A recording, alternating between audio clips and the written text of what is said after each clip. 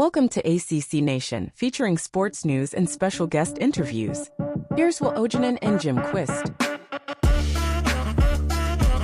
Welcome to ACC Nation. That's Will Ojanen, and our special guest is Chrissy Banta, co-host of the Louisville women's basketball post-game show on 93.9 The Ville, beat writer for thecrunchzone.com, and host of Who Told You to Say That? That's the podcast focusing on women in sports. And she's also a foodie, and that's what we've been talking about for the last couple of minutes, which has delayed us getting into doing this show and talking about Louisville sports. And we'll start with something interesting, and we'll let Will take the ball and roll with it, and Chrissy will inform you as to something new.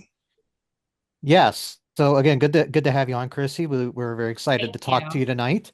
Originally, we were going to bring you on to talk a little Louisville women's basketball, but this afternoon, just hours before we were set to record, there was a big breaking news out of Louisville where volleyball coach Danny Busboom-Kelly stepped down to take over the Nebraska job. And kind of a start with a two-part question, because you had mentioned just before we were starting that it was not exactly a well-kept secret that this was going to happen. So number one, for those of us who aren't in the loop, can you explain why that is? And number two, what is the legacy Ms. Kelly is leaving at Louisville? Gosh, Danny, what she has done for the Louisville volleyball program has made an endless impact, not only on the school and the athletic department, but the volleyball community in Kentucky as a whole. There's a major volleyball community in this area that she's really kind of helped lead the way in setting an example for all these young women. I know a lot of girls who have grown up wanting to go play for Danny and play for her program.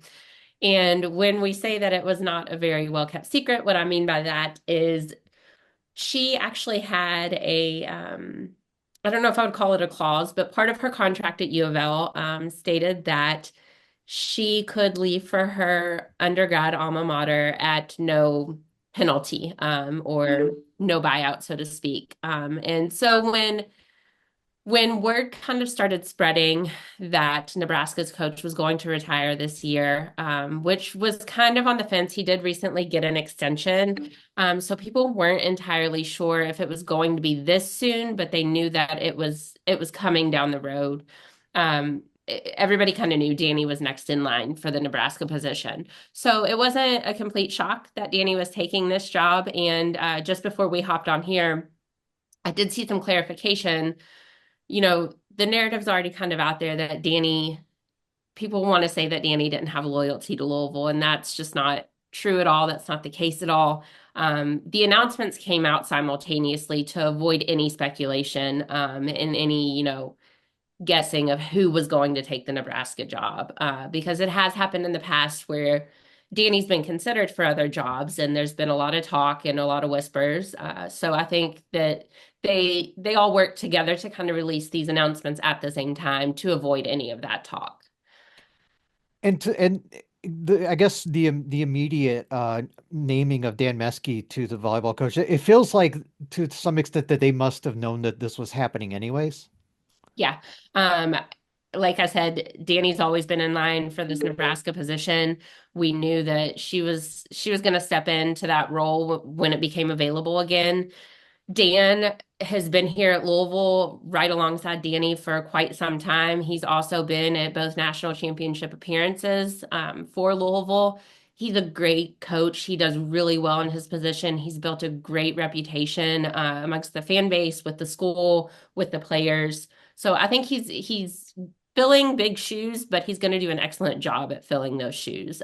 Dan is a very active coach on the sidelines. If you go back and watch any tape from past matches with Louisville, you'll see Dan out there just as much as Danny is. So I think anybody who's paid attention to the program, we all kind of know Dan's got big shoes to fill, but he's going to do an excellent job. And I think everybody's very comfortable with Dan being named head coach so quickly. Jim? Let's get into some basketball. Is that okay? But yeah. Let's talk about Jeff Walls and what he's dealing with this year. For the last couple of years, it's been a little bit on the downside. He went through a great run of about 5 years where it was like, it was either number one or number two in the ACC, which is a phenomenal run for any coach, to be honest with you. You just can't always stay up at the top. And then when you throw in NIL and all the other stuff that's coming along, it's having an impact. He's just so loaded with freshmen. Is that the answer to the question that I obviously would have, or anybody else would have, about what's going on with Louisville this year? Yeah, so they're sitting currently at fourth in the ACC, which is a little bit low for Jeff Wall's team traditionally. We have 9 freshmen on this Louisville team this year, on this Louisville roster. It has been an experience. There have been many growing pains with this team, and I don't necessarily mean that in a negative way. You've seen a lot of new faces really step up and really find their place within this roster.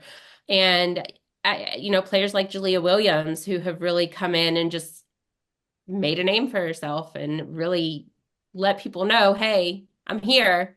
I'm a shooter and I'm going to perform for this team when and where I need to.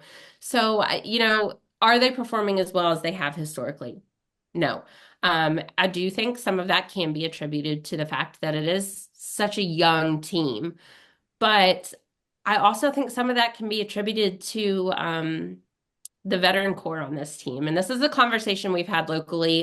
Dave Skoll, who co-hosts the post-game show with me and also co-hosts one of the shows on 93.9 with Mark Ennis, we've talked about this numerous times this year. The veteran core took a little while to find their footing this season. We aren't really sure why that is, but we have started to see more of that vintage Olivia Cochran later in the season. But for some reason, they just weren't living up to the mark early on. And we couldn't really figure out why that was. So I don't want to attribute their lack of ranking or their lack of success this year solely on them having such a heavy young team, a loaded freshman class. Some of the veteran core really had to learn to step up this year and fill roles that maybe they weren't having to fill before. So it strikes me when I start looking at all of the factors that lead to success or failure on a team, and I start looking at let's say quad 1 through 4 wins and losses. This team is doing well 2 through 4, without any doubt. Road wins there. These are important things, but when we get into that quad 1 bracket, it's like a little painful. A little painful. It hurts. It hurts and it's tough. I think one thing that Jeff Walls and company, they do very well is they schedule a really, really tough, and this is year in and year out, they schedule a tough non-con schedule early on. They opened the season overseas against UCLA. Mm-hmm. So I'm not going to mark that as a bad loss at this point. Yeah. That loss is looking like an okay loss to me. But then you've got games, and we've revisited this game multiple times as kind of a turning point or a marker for some lessons learned this season. The Oklahoma game is one that really sticks out, and I think it's going to continue to stick out for this Louisville team. They had a double-digit lead going into the fourth quarter of this game. You were seeing, a very good Oklahoma team come into the Yum Center. Peyton Verhulst, who transferred to Oklahoma from Louisville, come back to the Yum Center. Louisville had, I think at one point, a 21-point lead over a ranked Oklahoma team. And this would have been massive for their resume, especially moving forward. And that was unfortunately a lead they blew, and they ended up losing that game. So there were a lot of really hard lessons learned in that game. And I think that's one game you can take and you can really look at throughout this season. The Virginia game on Sunday is one we've kind of gone back to the Oklahoma game with. They had a 17-point lead over Virginia going into the fourth quarter and only won that game by 3 points. So there have been some tough battles. And unfortunately, those quad one losses are going to weigh heavily into where they lie in seeding later this season. Yeah, go back to that UCLA game, and I'm kind of the 2020 hindsight on a game like that. I almost am tempted to just sort of brush that aside. Of course, we can't do that, but it would be nice to just sort of brush it aside and say, hey, let's forget that happened. It's just one of those things, it's, hey, whatever. But one of the things that I'm noticing in comments from some of the players is that we just don't seem to be focused enough to really to really get this thing going. It's like they're close, but they're not completely clicking. Is that it? You were talking about how the more seasoned players are not really, maybe not all there either. So is there something there that we're missing from the outside? You're closer to this, but on the outside, are we missing something about how these players are meshing or not meshing? And I think that's such an interesting conversation, and it's a question I've heard numerous times this year, because they do seem to have some sort of lack of focus somewhere. However, as far as the team meshing and personalities meshing, this team seems to like each other more than some past teams have. And I don't mean that past teams have hated each other or there hasn't been that camaraderie in the locker room, because, there hasn't. You're going to get that with any team across the country. Right. But this team really does get along very, very well. They enjoy each other's company. They're a lot of fun. That being said, I did have a chance to speak with Coach Stephanie Norman. She calls into our post-game show regularly, and I did an interview with her on my podcast on our latest episode. She stated that Jeff Walz has had to coach this team more than he's had to coach any of his other teams. That's an interesting observation. Yeah. It happens. It does. I mean, you can get younger players in who sometimes are just not seasoned enough. And if you need to take a drink of something, I see a bottle behind you, so feel free to grab that. In the meantime, we'll just sort of go over the fact that one of the things, Will, that I'm seeing here too, is I started going down like defense, shooting, turnovers, offensive rebounding, injuries, all of that, and I'm just seeing a team that's close, but not. It's like, and I guess my question ultimately will be this for Chrissy, is that do you feel as if this is a team that will have it together or click by the time the ACC tournament comes rolling around? See, this is a good thing about me being Mr. Talkie, because I can kill as much time as absolutely necessary until things get better. So sorry about that. I've actually been sick all week. Well, and I'm not going to drink from this bottle back here. Oh, you just pass that along to us. Okay. Maybe later. Yeah. That's an interesting question. Excuse me. That's okay. We understand it. Will has just returned from his bout, and I had mine back in the latter part of December, January. So, yeah, it's just nonstop. The creeping, creeping cruds. Yep, I've had COVID. Yeah, me too. Along with my 2-year-old. Oh, I'm so sorry. Oh, so sorry. So that's been a very tough battle. But as far as the ACC tournament goes, you can't ever count anybody out in the ACC. And I think that's what makes it such a fun conference to watch. But Notre Dame. Yeah. Yeah, that kind of speaking for itself this year. Mhm. Neil Ivy's doing a heck of a job up there with turning things around and being very competitive. Um, Will, And honestly, and we'll get to it, but we're talking about, this is an opportunity for Louisville. You talk about they only have one quad one win at this point, but they still have two games with Notre Dame, and mhm. they're they're I looking at Megan Gower's bracketology. She currently has Louisville's the ninth seed, and I think some of that is to what we talked about. They're 1-5 in quad one, but they don't really have a bad loss at this point. But if they want to get a little more solidly in the field, and there are plenty of opportunities coming up. As I mentioned, home and homes with Notre Dame. They host Notre Dame coming up this week on Sunday. So if there's an Sunday. opportunity for Louisville to really make a statement, that's going to be the game right there. Yeah, definitely. And we're hoping for a packed house on Sunday. I think it would be imperative to just the overall vibes for this team to be able to get a lot of people in. But Hannah Hidalgo and Olivia Miles, they're tough. They're really tough. Yes, yeah, 100%. And then definitely. you're looking at, Cal and Stanford after that. So we'll see how those two play out. Hmm.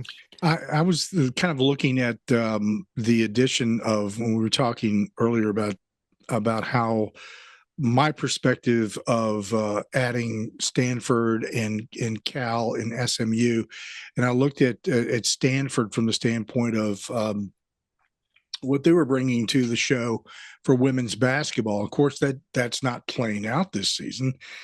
However, you know that they're going to be back one way or the other. So, and then with the resurgence of Notre Dame and the ACC in general, it's just a matter of time before Louisville turns that corner with all these freshmen and things take off. So it's going to be a fun ride for any teams that are playing in the ACC.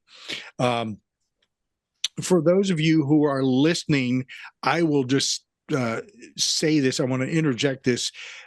Chrissy Banta is our guest, and she is coming off of COVID, so she's dealing with Yes. this wonderful coughing fits that come with that and It's been great. carry over for weeks, unfortunately. And so she's being a I'll use the term. She's been a real sport to hang in with us and to listen to us chatter about stuff. But so she can recover and get back to a little more even ground here. So let's get back into a little more details, because we were talking about earlier about the about shooting and turnovers and offensive rebounding and things, and being so close to those are the things that are right now are putting a foot on the brake for this team. It's just like all these little things that they just can't seem to get over that eventually will click. And again, that's why I'm thinking, yeah, we get closer to the tournament, maybe it'll start coming together. Yeah. I think with players like Julia Williams and Jada Curry, who was hurt at the beginning of this season, she's been imperative in this team in their ability to shoot and shoot well, especially from the perimeter. So it's just a matter of them getting that confidence back and really letting those shots fall and trusting those shots. And it's those little things, their shot selection, they're taking care of the ball, that are going to make the difference in this uphill battle they have with the back end of this ACC schedule, because it does not get easier for them. They've got a gauntlet of a schedule coming up with Notre Dame twice within a month. UNC, Cal, Stanford, they're at SMU tomorrow, who may sit at the bottom of the SC or the ACC, but they still have one of the best rebounding players in the country. So they're going to have to really watch out for her and kind of neutralize her tomorrow. Will? Yeah, and a little later they take on Florida State, who's one of the highest scoring teams in the league. So if you I guess if you are a little lax, they can easily put up 90 points on you. So it's and which leads me to where I'm going with this, and you'd mentioned this a little bit ago. This team is still really young, all the freshmen that are on the roster, but the leading scorer is a freshman, and Tajana Roberts. And one of the things that kind of fascinates me about this team is you have, someone like her as a freshman leading the team in scoring for, I mean, so it feels like, there with all this team really is set for the next few years with her running the show kind of. Yeah, that's been a big conversation we've had. If the coaching staff can keep this freshman class together for 2 or 3 more years, they're going to be unstoppable, not only in the ACC, but in the NCAA. Because you're looking at Arenas, McKinley Randolph, who are all just talented players and who grew up around the game. What they're bringing to this roster is incredible. So if we can keep this freshman class together, give them 2 years, and they'll be a top seeded team again. Yeah, and unfortunately, in this day and age of college basketball, that's always a kind of a tricky task with NIL. But yeah, and and we know Louisville's a really strong program, so I think this should be able to contain most of it. But earlier you mentioned Julia Williams, and she's the type of player that I like, someone who can really do a little bit of everything. And she's done, and she was there for a lot of Miami success, a couple of years ago, coming in to run this show, averaging she's not being asked to score a lot. But although she did a couple games ago, almost messed around and got a triple double. So, I know, what yeah. what is she kind of the most important player on this team? She's a very important piece right now, and I think it really benefits Louisville that she was coming from the ACC. So she's already seen ACC basketball. She knew what to expect coming into Louisville. She knew what she was going to be up against with some of these other teams.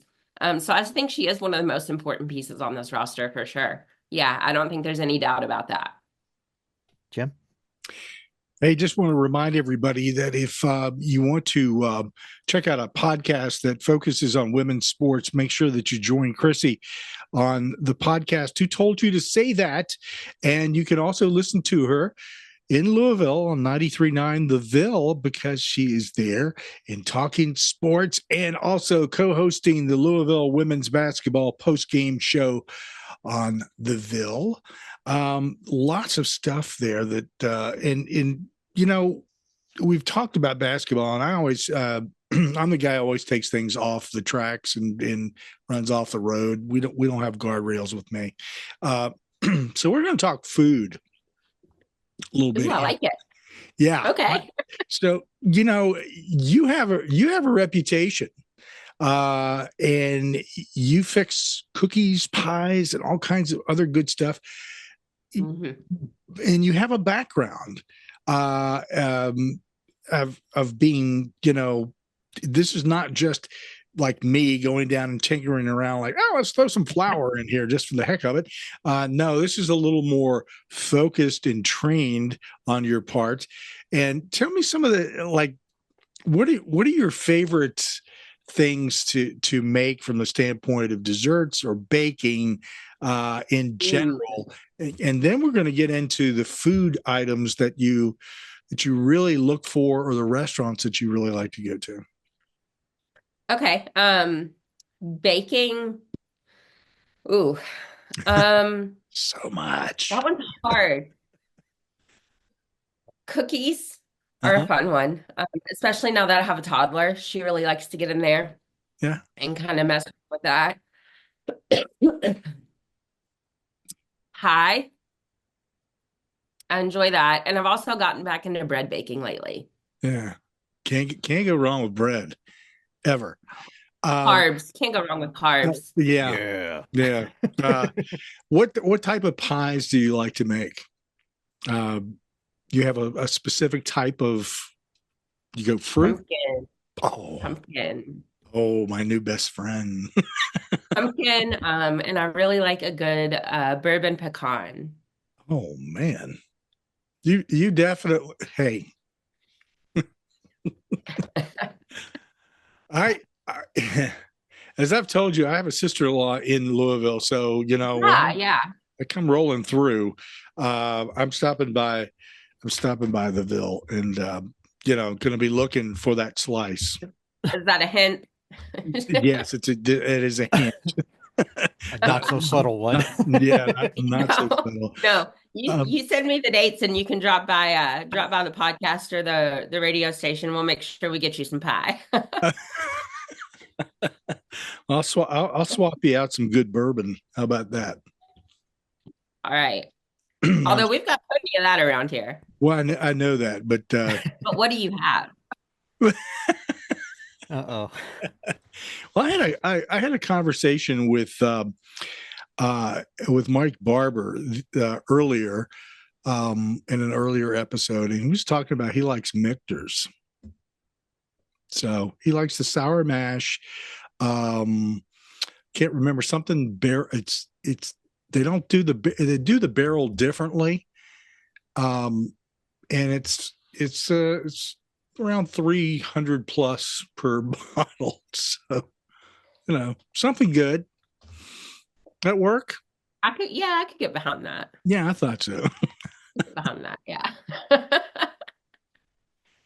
Oh gosh. All right. Now, in Louisville, we've had a couple of guests from Louisville on before, obviously, and we always like to ask because everybody's got a different perspective on the types of food that they eat and where they like to go. And I'm all about, there's three things that have to be served up in a restaurant for me to be really happy with it. It's got to have a great environment. It's got to have a great wait staff, and the food has to be really good. Okay. All three of those things come together, I'm coming back, period. So is there some place like that you like that you would recommend to people who are rolling through? And it doesn't necessarily have to be high end either. Because there's plenty of places I've been to that most normal people would not go anywhere near, even in the middle of day, just by the looks of the outside of it. But you get inside, it's a whole different ballgame. What meal? What time of day are you talking? I was talking dinner. Yeah. Okay. Okay. This is getting serious. If it can be anything, this is a very serious topic conversation. Mm-hmm. And I don't know if any of your past Louisville guests have ever mentioned this or not. Indies as a local favorite. I think so, yeah. Probably. That's the go-to chicken spot around here. It is definitely one of those places, depending on which location you pick, some people may not go into during broad daylight. I would. I don't care. But they do have the best potato wedges ever to exist. Carbs again. Yeah. Another local favorite of mine, especially for brunch, a place over in Anchorage called Selena's. And it's in an old bar called Willow Lake Tavern. Mm-hmm. It's a very Cajun-inspired restaurant.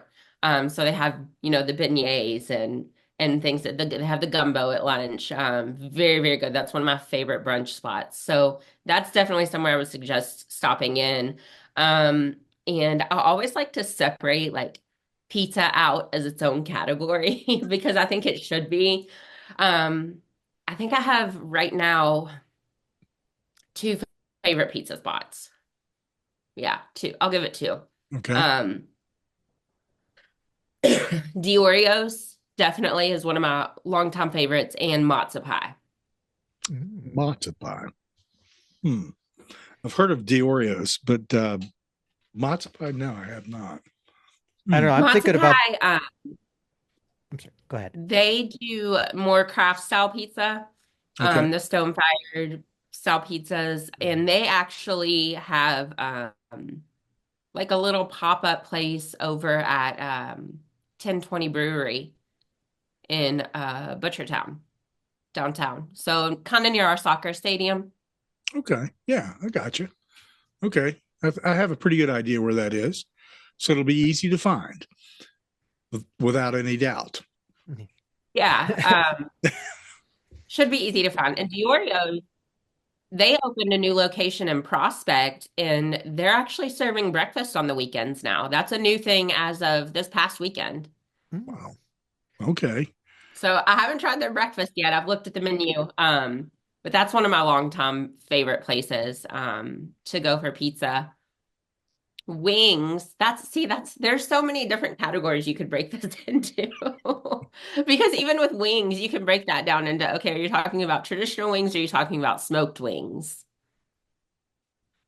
Or Korean Back deck wings. barbecue and Mama. Mm-hmm. Korean, yeah. See? Can't go There's just so wrong. many options. Very true. No. There is a Filipino place not too far from where I live that serves wings, and if you're really lucky, you get in there on the right day. The menu expands just a little bit so that you can enjoy some really truly Filipino foods. But other than that, it's wings, man. It's just like you go in and the whole place is packed with people eating wings because they've got some good wings, no doubt. Anyway, I could be into that. That sounds good. yeah, good stuff. Can't go wrong. See, this is me as someone who lives in Minnesota, does not get a lot of Southern food, and this is the one thing I miss so much is, especially with the chicken places, I miss a good fried chicken place, and we don't really have those here other than the national chains, and they're fine, but there's so much better to be had. Not the same. Yeah. Exactly. I mean, we do have a Southern restaurant that's literally like 2 miles up the road from me that suffices in some categories, but not all of them. Hmm. How often do you get to make a trip down here? I just was down there in October. Actually Okay. got to see that guy. So my wife is from Minnesota. She's from St. Paul, and I tried to, we actually drove from here to New York and then down New York down to Virginia and then back in about 12 days. So I got to experience a bunch of different kinds of food. Got like New York style bagels, for example. I got some of those on my trip, and then like all the good like, Southern food. It was so much fun. Louisville's a city I've never been to, but it is one that I have always wanted to go to, and I think I'm planning a trip back out east maybe next year, so that might be Louisville's definitely on the list of places I want to go. I think as far as food is concerned, we have an incredible culinary experience in Louisville. So there are a lot of things you could plan a trip to Louisville around, sporting events being one, food Mhm. being another, bourbon. They recently really amped up, they call it the Urban Bourbon Trail. So you don't necessarily have to drive all over Right. the state, try different distilleries. You can do it all downtown. It sounds so much fun. Yeah, what the best I can do here is it tell you about tater tot hot dish, lutefisk, and lefse. As Hey, tater tot hot dish is really good. yeah, I don't What is care about the that? other stuff. It's carbs. a casserole. It's got tater tots. It's another. It's like got like, you do like it's got ground beef. I think there's some soup involved that you use as like a mixture for it. It's actually really good. I don't remember everything on it on the top of my head, but it's one of those things I've learned to like, since I've lived in Minnesota for 25 years now. Comfort food. Yep. It's very Yeah, much a and that's comfort what it food sounds thing. like. Yeah. Yeah. It Purely sounds like comfort. one of those casseroles that like a funeral casserole that someone would bring to your front door during a sad time in life. Yeah. Yeah. This will perk you up. Here's some tater tots. Tater tot Yeah. hot dish. Yeah. See, I'm not Minnesota enough to say it with the accent. You got a little bit going on there. Just a I little. was gonna say you got a little bit of the accent. Yeah. Yeah. But I No, guess my wife can lay it on pretty thick, yeah, because she's a true Minnesotan. mm. But it's We had I have two friends who lived here. One of them was from originally from Louisville. And they recently moved to Minnesota. So I'm waiting oh, to see them and see if they've picked up any of the accent. ooh, You can't miss you can't miss it because it sticks with you. There's that lilt. You know, people talk about going down south. Every time I go down to New Orleans, I start picking up the sound. There's like about 3 or 4 distinct sounds in New Orleans proper because you've got Irish, Italian, Spanish on. But yeah, Minnesota, Wisconsin, Upper Peninsula, Michigan. Yep. Yoopers. That's right. Yoopers, Scotties, and Sotons. That's kind of like when you're in Kentucky, you know when somebody's from Eastern Kentucky. Okay. Especially Southeastern Kentucky. Oh yeah. They've got their own dialect out there. So if you can understand it. Know. Yeah. Yeah. Oh gosh. Hey, some quick questions here to finish up on basketball. Jeff Walz, I've always admired him as a coach. He's the kind of guy who strikes me that he's where he belongs. Yes. And I don't see him leaving because I think that is a program that he has built, and that he wants to see it succeed, and that he's okay with being there and running it, kind of like Gino, kind of like Moffitt did at Notre Dame, you know, long period with I just ruined your all this talk of food. Ruined it with There's only one other name you could have said that would have been worse than that one. I'm not going to mention anybody else after that.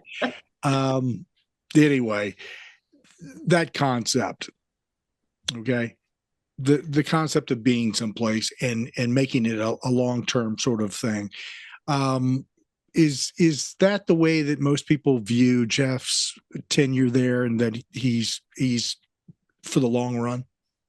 Yeah, Jeff's very loved here in Louisville. I don't think people see Jeff going anywhere, especially after you know places like Tennessee came open and he really didn't even consider it. So I think people are pretty comfortable with saying that Jeff's here for the long haul. We think Jeff will retire here, and he hasn't given us a reason to feel any differently to this point. I would be very surprised if Jeff did not retire from his position here at Louisville. Cool. It's always good to hear, because he belongs here. He's not going anywhere. I'd be shocked. I would be so shocked.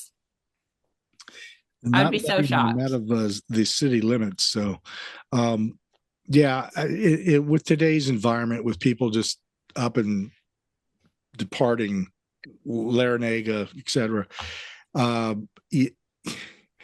you don't want you want to hold on to anybody who is there and who's making a difference and who's building a program. So, and I hope that's the case, because, man, he's brought some awesome basketball, not only to Louisville, but to the ACC and to the NCAA. And that, again, I admire him as a coach for all of that.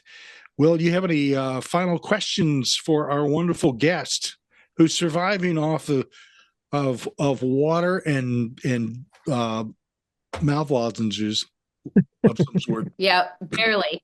Barely.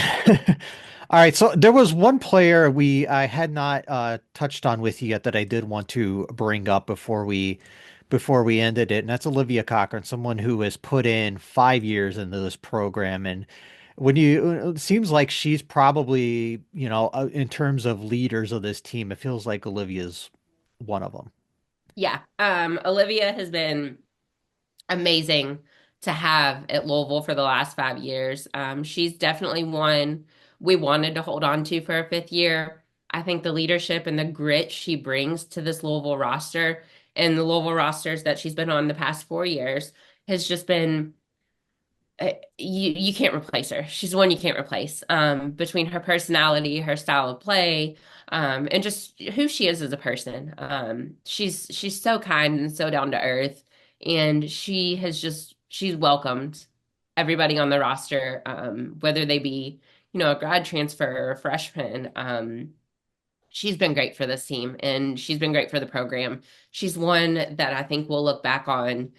We look back on players like Mikasa Robinson, who had such an impact on Louisville's program. And I think Olivia is going to play a similar role. Very cool. Well, Chrissy, thank you for just toughing it out. Thank you. Awesome. I know that you did. It was there was a couple of moments there where I thought we were going to have to send help. Yeah. I know. My husband came in at one point and like brought me another drink, and I was like, "I'm good, thank you." So I've got like 2 or 3 drinks sitting over here next to you. Good man. Keep him. Yeah. Chrissy Banta, co-host of the Louisville women's basketball postgame show on 93.9 The Ville. And if you couldn't tell, she's got, is that a jacket or a shirt? It's a quarter zip. Okay. It's got 93.9 on it. Who are you listening to? 93.9 The Ville. She's beat writer for thecrunchzone.com and host of Who Told You to Say That podcast that focuses on women in sports, which we like to do as well here because it's an important thing, especially when it comes down to basketball in this particular instance. And she is an exquisite artist with food. So I'm looking forward to that experience as well. Chrissy, thank you so much. I appreciate the time that you spent with us and hope to get you back when the cough is gone. Yeah, for sure. Anytime, guys. Thank you so much. Thanks, Chrissy. Thanks for listening to ACC Nation. Be sure to listen, like and subscribe to our podcast, radio, and YouTube channels by visiting accnation.net. Follow us on Instagram, X, Facebook, Mastodon, Threads, Blue Sky and Reddit at ACC Nation.